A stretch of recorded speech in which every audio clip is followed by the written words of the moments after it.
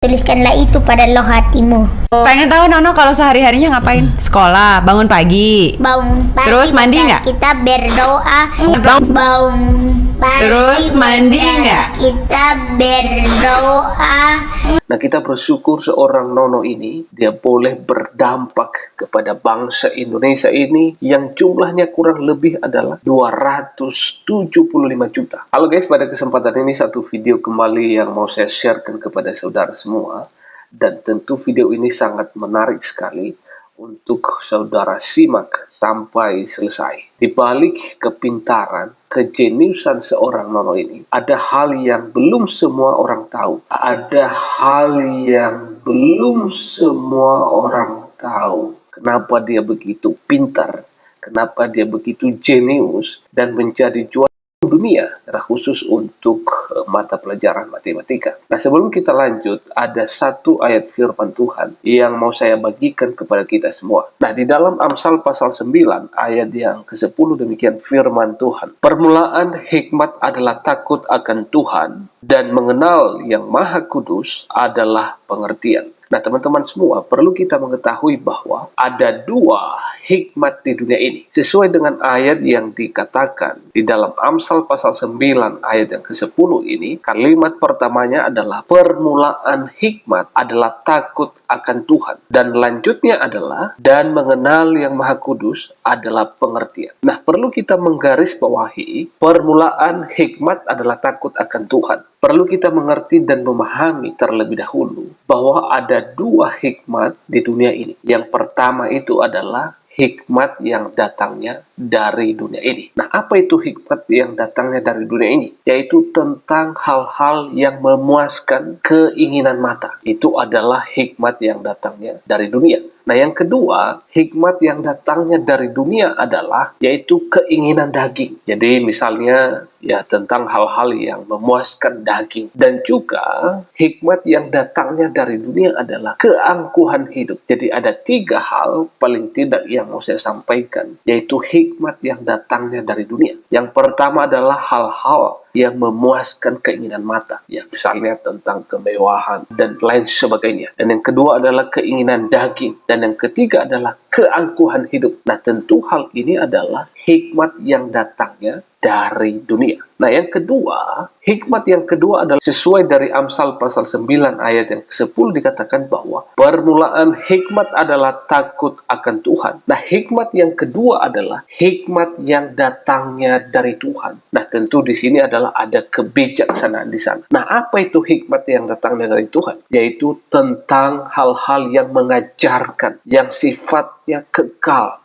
di dalam pribadi anak. Dan yang kedua adalah hikmat yang datangnya dari Tuhan itu adalah mengajarkan hal-hal yang paling utama kepada pribadi anak. Nah, saya yakin dan percaya kita sudah mengerjakan hal ini, yaitu mengerjakan hal-hal yang sifatnya kekal pada pribadi anak. Yang kedua, sudah mengajarkan hal-hal yang paling utama, yang paling penting kepada pribadi anak-anak kita. Dan yang ketiga adalah hikmat yang datangnya dari Tuhan adalah mengajarkan hal-hal yang memberi dampak yang besar kepada anak. Nah, saya percaya bahwa hal ini bagi orang tua yang baik, kita sudah mengerjakan hal ini, yaitu mengerjakan hal-hal yang memberi dampak besar kepada anak. Misalnya adalah tentang karakternya, spiritualnya, imannya, itu harus dikerjakan bagi orang tua yang baik. Nah, tentu hal ini ada dua hal yang paling penting yang disampaikan kepada saya dan kepada kita semua. Ini secara khusus saya tunjukkan kepada orang tua, bapak ibu, secara khusus orang Kristen, yaitu permulaan hikmat adalah takut akan Tuhan, dan mengenal yang Maha Kudus adalah pengertian. Nah, mari kita kerjakan hal ini. Nah, tentu hal ini sangat penting untuk dimiliki oleh orang tua yang baik kepada anak-anaknya. Yaitu pertama itu adalah harus memiliki hikmat yang datangnya daripada Tuhan.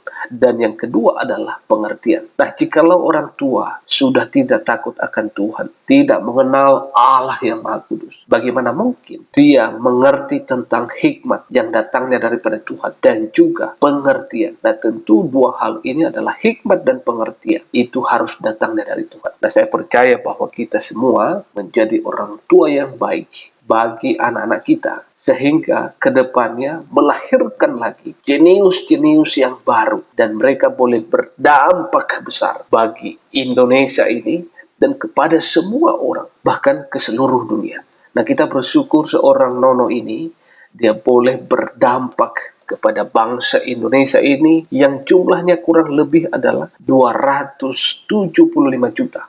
Dia sudah menjadi berkat dan berdampak kepada semua orang. Nah, saya percaya nanti ke depannya akan lahir lagi anak-anak yang hebat, yang dipakai Tuhan secara luar biasa. Tentu karena ada dampak, dorongan daripada orang tua, dan tentunya dulu penting sekali bagi orang tua untuk memiliki dua hal ini, yaitu hikmat yang datang dari Tuhan dan juga pengertian yang datang dari Allah. Nah, ini harus dimiliki oleh orang tua yang baik. Oke, kita lihat video berikut ini. Pengen tahu Nono kalau sehari-harinya ngapain? Sekolah, bangun pagi. Bangun pagi. Terus mandi nggak? Kita berdoa. Bangun pagi berdoa. Nah, saya percaya bahwa kita semua orang-orang tua, secara khusus yang beriman kepada Yesus Kristus, kita sudah menjadi teladan yang baik untuk anak-anak kita, yaitu terutama hal-hal yang sangat sederhana, yaitu bangun pagi, mengajak mereka berdoa dan baca firman Tuhan. Nah, inilah yang dikerjakan oleh keluarga daripada si Nono. Kita bersyukur untuk hal itu. Nah, saya percaya juga ini menjadi inspirasi bagi saya dan bagi kita semua untuk mengajak anak-anak kita untuk hidup takut akan Tuhan. Kita lanjut.